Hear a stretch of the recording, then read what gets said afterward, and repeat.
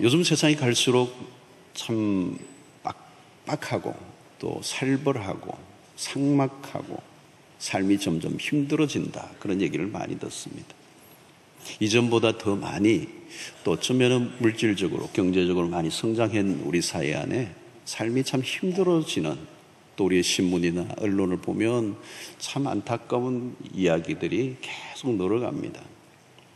우울증도 늘어가고 또 생명을 끊어버리는 일들도 많고 또 고독사도 일어나고, 또 그가 죽었는데도 아무도 알지 못한 상태 속에 그냥 아무도 그 죽음을 의식하지 못한 채 그냥 홀로 죽어가는 사람들도 많고, 왜 우리의 삶이 이렇게 힘들어지는가?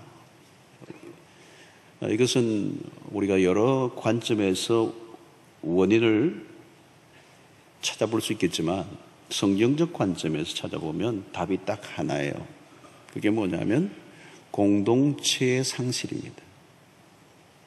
인류의 최초의 하나님의 아이디어는 공동체고, 죄가 공동체를 깨뜨려 버렸어요. 공동체라는 말은 딴 게 아니에요. 관계입니다. 관계. 예, 우리 인생의 핵심은 관계에 있거든요. 삶이 뭐냐? 관계를 맺는 거거든요. 행복이 뭐냐? 관계를 맺는 거예요. 좋은 관계를 맺으면 그게 행복이죠. 돈이 많은 게 행복이 아니잖아요. 신앙생활이 뭐냐고 물으신다면 관계를 맺는 거예요. 깨어진 관계가 회복되는 것입니다. 그게 회복된 관계가 많아지면 그게 공동체를 이루는 것이고, 그것의 천국을 맛보고 하나님의 나라가 임하는 것이죠. 에덴 동산에서의 비극은 죄가 관계를 깨어버려서, 그 관계가 깨었다는 것을, 그 공동체가 깨어졌다는 것을 말하는 것이고, 구원은 그 공동체의 회복을 말하는 것입니다. 그러니까 오늘 교회도 그 구원을 경험하는 곳이라면 관계의 회복이 일어나야 됩니다. 자, 오늘 우리 사회는 나라고 하는 단어밖에 없는 거죠. 개인주의, 지독한 개인주의. 나는 있는데 너가 없는 거예요. 우리라고 하는 단어를 잃어버리고 말았습니다. 성경은 개인을 무시하지 않습니다. 개인은 굉장히 귀중합니다. 그리고 개인의 자유도 또한 귀중합니다. 그럼에도 불구하고 개인의 자유가 지나치게 강조되면 자유를 잃어버리게 된다. 결국 그 개인은 공동체 안에서 함께하는 자유여야 진정한 자유를 누릴 수 있다는 겁니다. 자, 여러분, 하나님과 아담과 하와가 공동체를 이룬 것입니다. 아담이 혼자만 안 되는 거죠. 하와가 있어야 돼요. 이 관계입니다. 관계. 하나님이 만드신 인간은 관계성이에요. 자, 창세기 2장 18절에 말씀하죠. 여호와 하나님이 이르시되 사람이 혼자 사는 것이 좋지 아니하니. 이런 창세기 2장에 유일하게 모든 게 창조가 하나님이 보시기에 아름다웠는데 딱 하나 노굿이 있어. 그게 뭐냐면 사람이 혼자 사는 것. 홀로가 아니라 함께 하는 것이 하나님의 뜻이다. 자, 창세기 12장을 보면 하나님이 한 사람을 부르시죠. 아브라함을 부르십니다. 그러나 이것은 한 사람을 부르셨지만 그 한 사람 안에는 뭐가 있느냐면 이스라엘이라고 민족을 부르시는 뜻이 들어있는 거예요. 그래서 아브라함을 이스라엘의 믿음의 조상이 되잖아요. 그런데 이 아브라함은 이스라엘 민족의 조상일 뿐만 아니라 신약의 교회예요, 여러분. 교회. 신약의 교회라고 하는 공동체가 그 아브라함을 부르실 때 그 안에 뜻이 숨어 있었던 것입니다. 자, 예수님은 당신이 제자들을 훈련하실 때도 12명을 부르셨어요. 각 개인을 부르시고 수업하고 보내고 이런 게 아니고 12명을 부르셔서 3년간 동거동락하시며 공동체를 이루셨어요. 예수님이 제자들을 훈련하실 때 핵심적인 원리 가운데 하나가 공동체입니다. 함께 삶을 나누는 아주 끈끈한 유대감. 그게 없으면 진정한 삶을 나눈다고 보기 어려워요. 자, 사도행전은 교회 공동체 출발점입니다. 신약의 교회 출발점 사도행전 1장에서 약속하신 그 성령을 2장에서 임하실 때 사도행전의 교회가 출발합니다. 120명이 출발하게 되죠.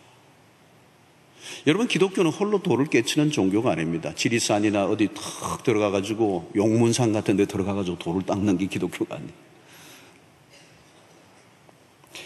자, 여러분들 예수님이 가르쳐주신 주기도문을 보실까요?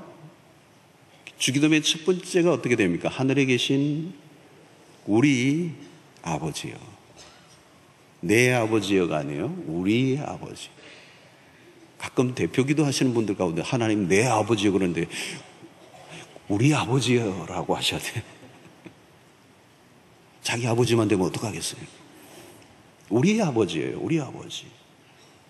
자, 이 말은 공동체성. 우리가 기도를 시작하고 기도를 배운 순간부터 우리는 공동체를 인정하는 겁니다.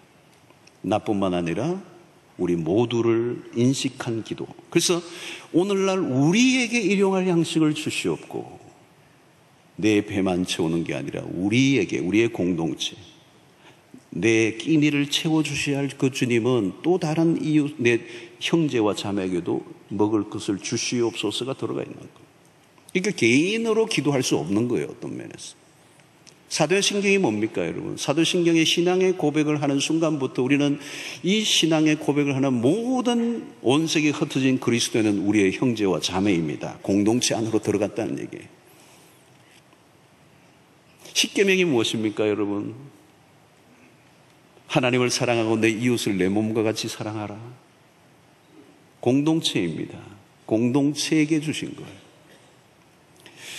자, 그러면 오늘 신약의 교회는 우리가 사도행전을 찾아볼 수 있다면 신약의 교회에 어느 날 베드로가 설교할 때 한꺼번에 3,000명이 회개하고 주께로 돌아옵니다. 하루에. 엄청난 역사죠. 그 다음에 보면 숫자가 또 나와요. 사도행전을 보면 5,000명이 돌아온 게 나와요. 그 다음에는 너무 많았던 것 같아요. 숫자를 얘기하지 않아요. 무리들이 왔다는 거, 무리. 짐작을 해보면 그 당시에 여자나 어린 아이의 숫자를 뺐다고 본다면 엄청난 몇만 명이 됩니다. 메모더예요. 메가 처치가 된 것입니다.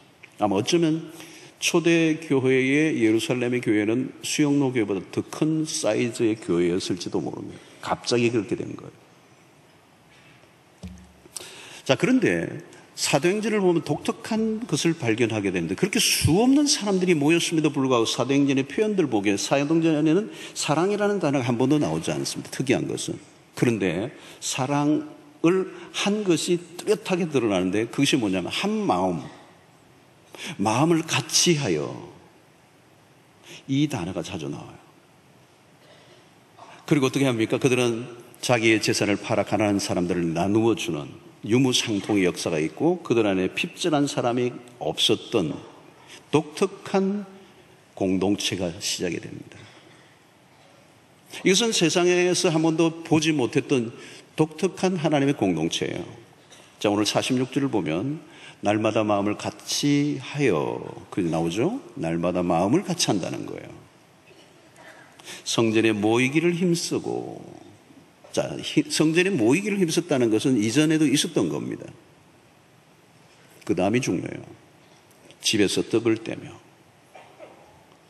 그러니까 지금 사도행전의 교회 출발은 성전의 모임과 집에서의 모임이 공존했다는 것을 말해줍니다.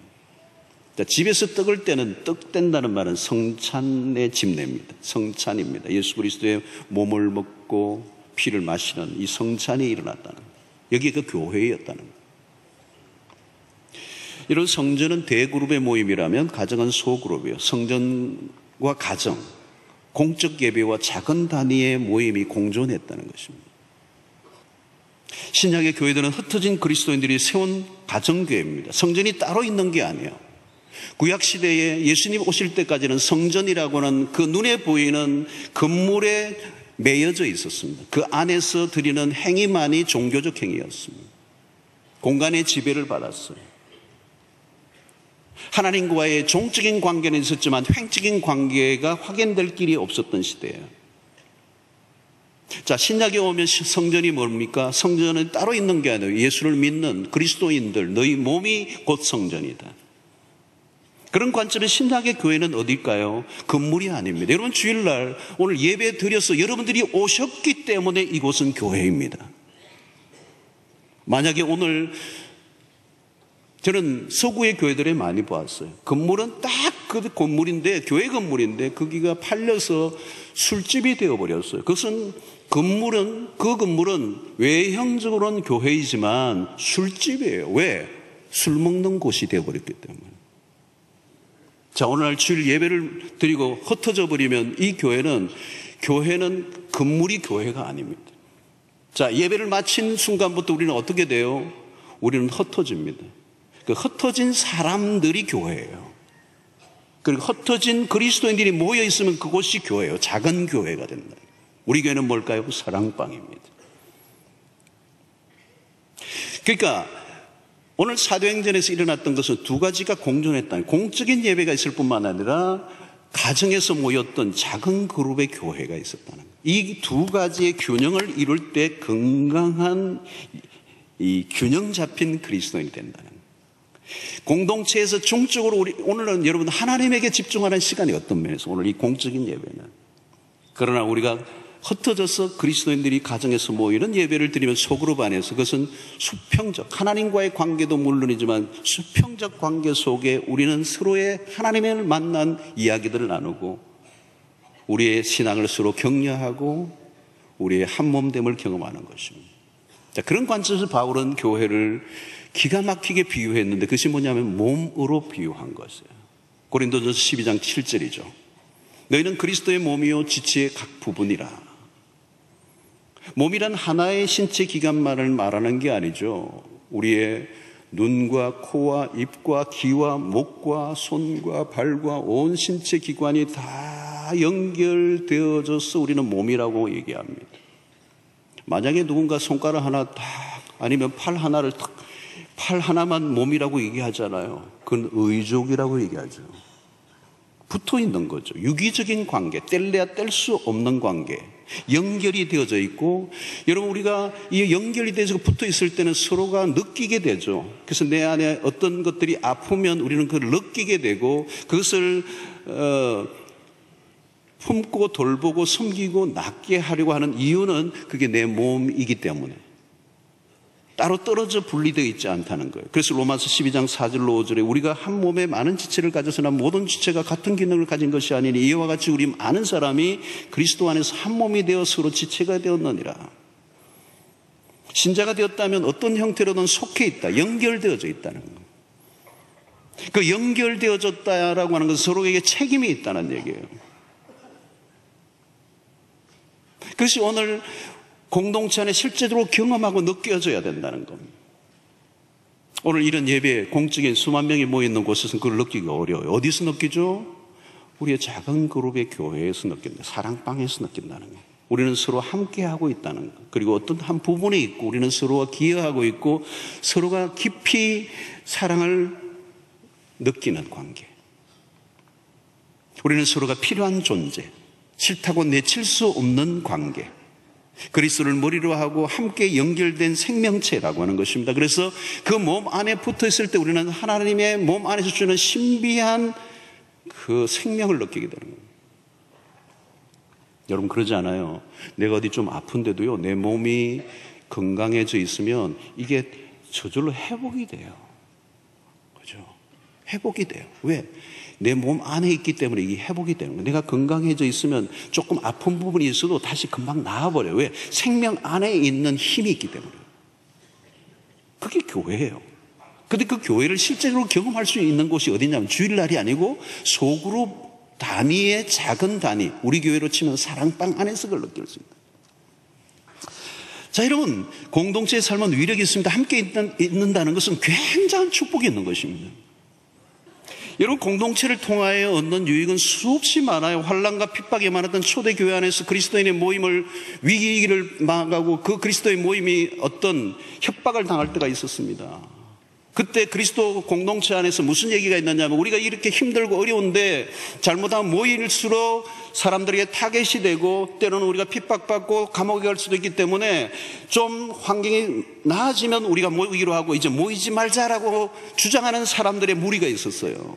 그때 이런 말씀이 나옵니다. 히브리서 10장 24, 25절을 보면 서로 돌아보아 사랑과 선행을 격려하며 모이기를 피하는 어떤 사람들의 습관과 같이 하지 말고 오직 권하여 그날이 가까움을 볼수록 더욱 그리하자. 더 모이자는 거예요. 힘들면 더 모이자는 거예요. 함께 해줄 공동체가 있다는 거, 우리 인생의 어려움을 당할 때, 우리 인생의 위기를 당할 때, 우리의 가정의 대소사에 함께 해줄 사람이 있다는 거, 격려해 줄 사람이 있다는 거. 여러분, encouragement, 이 격려라고 하는 것은 엄청난 파워예요. 힘들고 어려운 인생을 살아가지만 누군가 건강한 그리스도인의 공동체가 우리의 마지막 인생이 끝날까지 함께 해주고 격려하고 기도하고 눈물 흘려주고 사랑을 베푸는 공동체가 있다면 아무리 인생이 힘들어도 넉넉히 승리할 수 있을 줄로 믿습니다. 여러분, 이 함께 해야 우리는 훈련을 받아요. 그리고 함께함으로 변화를 경험합니다. 왜 예수님이 제자들을 함께 했을까요? 그 함께함이 훈련이기 때문에 그래요. 여러분 결혼했는데도 불구하고 나의 행복, 나의 만족, 나의 기쁨을 추구하면 그 가정은 깨어지고 맙니다. 결혼하는 순간 우리는 이기심이 아니라 이타심에 집중해야 되는 거죠. 나 중심의 삶을 살아가는 것을 포기하고 이제 함께 살아가기 위해서 상대를 위하여 기꺼이 나의 권리를 포기해 줄 때 우리는 가정이 하나가 되는 거죠. 그러므로 좋은 관계를 만들어가는 것은 헌신이 없이는 불가능하다는 거예요. 희생이 없이는 안 된다는 거예요. 여러분, 좋은 친구 그냥 만들어지는 거 아니잖아요. 나에게 마음에 드는 친구가 없다는 얘기는 뭘까요? 나는 내가 누군가에게 좋은 친구가 되려고 하는 노력을 해본 적이 없다는 얘기와 똑같은 것입니다. 그러므로 우리는 소그룹 안에 들어가 영적 훈련을 해야 합니다. 근데 여러분, 주일날 이런 공적인 예배에서는 그런 훈련이 불가능해요. 우리는 군중 속에 한 사람으로 있고 누구도 간섭하지 않고 내가 왔는지 안 왔는지도 알 수 없는 이런 환경 속에 우리가 훈련이 가능해요? 불가능해요. 훈련은 관계 안에서 하는 것입니다. 부딪히면서 하는 것입니다. 마음에 들지 않지만 그럼에도 불구하고 하나님의 은혜를 구하며 사랑하려고 애를 쓰는, 그래서 서로를 이해하고 알아가면서 내가 어떻게 반응하고 영적으로 훈련 받아야 할 것인가, 내가 연약함이 무엇인가를 깨달아가면서 성숙과 변화를 하는 것입니다. 함께 한다는 것은 불편한 것이에요. 그러나 불편을 기꺼이 감수하는 이유는 그 불편 속에서 훈련되어지고 내 삶의 성숙으로 가기 때문에 기꺼이 교제 안에, 관계 안으로 들어가려고 한다는 것. 성도 여러분, 교회는 단순히 우리끼리 모여서 예배드리고 봉사 좀 하고 좀 적절한 만남 속에 그냥 흩어져 버리도록 하기 위해서 만드신 게 아니에요. 이 교회를 만드신 이유는 하나님, 이 세상 깨어지고 망가진 세상의 대안으로서 만드신 거예요. 오늘 죄로 인하여 공동체, 관계가 깨어져 버리고 공동체를 잃어버린 이 세상의 공동체를 회복시키도록 하기 위하여 하나님이 새로운 공동체를 만드셨어요. 그래서 우리 안에 그 새로운 공동체, 하나님의 나라를 맛보게 하시고 우리의 회복을 먼저 시키시고 그 다음에 뭐예요? 망가지고 깨어지고 관계와 모든 것이 단절된 지옥까지 살아가는 수 없는 그 외로움에 찌들려 살아가는 사람들을 이 새로운 공동체 안으로 불러들여 하나님의 나라를 경험하게 함으로 병들고 망가진 세상을 치유하라고 우리 교회를 만드셨다는 거예요. 여러분, 교회는 세상이 도무지 흉내낼 수 없는 공동체의 원형을 갖고 있습니다. 하나님의 아이디어고 구원의 계획 안에 이것이 들어 있습니다. 이것을 실현할 수 있는 이 방법은 뭐냐? 딴 게 아니에요. 공동체, 작은 공동체, 소그룹 안으로 들어가는 것입니다. 저절로 좋은 공동체가 이루어지는 것은 아니에요. 대가를 지불하고 수고를 해야 합니다. 때로는 여러분, 소그룹 안에 주일날 이렇게 완전 헛되지만 상처받을 일이 없지만 소그룹 안에 들어가면 상처를 받을 수도 있지만 그럼에도 불구하고 상처를 받을 수 있음을 감수하고도 들어갈 만한 가치가 있는 게 공동체라는 거예요. 우리 교회에 사랑방이 있습니다. 우리 같은 사이즈의 교회에서는 사랑방이 아니면요, 교회 공동체를 생생하게 경험할 길이 없습니다. 그냥 관중의 일원으로 있다면 부담은 없을 수 있지만 공동체가 주는 참된 생명의 부요함을 경험할 길은 없는 것. 하나님의 사랑을 어디에서 구체적으로 경험할 수 있을까요? 갑자기 하늘이 확 열리고 오는 거 아니에요. 사람을 통하여 와요. 관계를 통하여 그리스도의 몸 안에서 주세요. 그것은 주일이 아닙니다. 사랑방입니다. 주일의 예배 중요하지만 소그룹에 들어가 함께 경험하지 않으면 안 된다는 거예요. 우리는 서로 유익한 존재, 함께 할 때 주시는 은혜가 커요. 함께 할 때 주님이 그곳에 임재하세요. 성도 여러분, 고립되어 있지 마십시오. 공동체를 거절하지 마십시오. 공동체의 관계 안에 들어가 그 관계에 헌신하십시오. 두려워하지 마세요. 거절을 받을 수도 있고 상처를 입을 수도 있습니다. 그러나 소그룹 안에서 정기적으로 친밀한 교제를 조금씩 쌓아가기만 한다면 하나님이 우리의 공동체가 이 땅에 주신 최고의 선물이라고 하는 사실을 확인하고 경험하는 날이 오게 될 것입니다. 하나님이 주신 최고의 두 가지 선물, 가정과 교회. 그 교회를 실제적으로 경험할 수 있는 것은 바로 소그룹이에요. 사랑방입니다. 그 안에 관계 안으로 들어가는, 부담스럽지만 들어가는 거예요. 그럼에도 불구하고 우리는 대가를 지불할 만하고, 여러분, 상처를 받지만 상처를 치유할 수 있는 또 결국은 사람이에요. 이 관계를 거부하면 결국 우리 안에 뭐가 와요? 상처를 받지만 사실은 그 공동체를 떠나면 뭐가 와요? 상처 정도가 아니에요. 병이 찾아와요. 오늘 우리의 인생에 갖는 수없는 고질적인 정신적 질환과 삶의 파괴는 바로 거기에서 온 것입니다.